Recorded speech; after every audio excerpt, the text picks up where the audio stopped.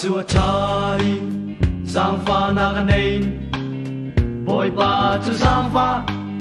chin tem nai kha bồi ba in bom tu nei lo chua hu di pa na mu ni si in water kan pa ria chan na ruang a hin bồi ba giang kan pe ve ding kan pa ria chan na ruang a hin bồi ba giang kan pe ve ding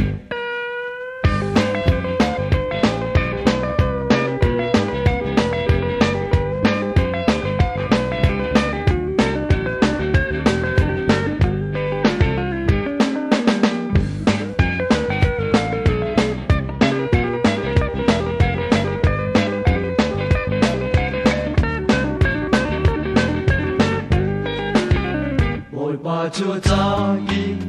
giang kim ma di thei bồi ba chu ba thian chung nung bi ga si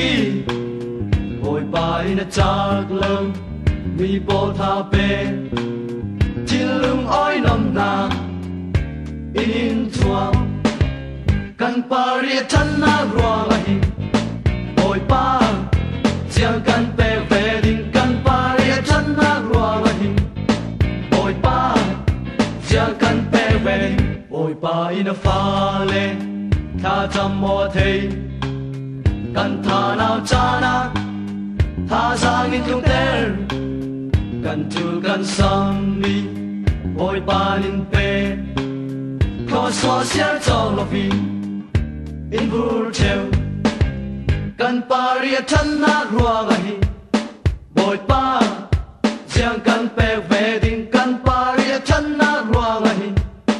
bồi ba giang kan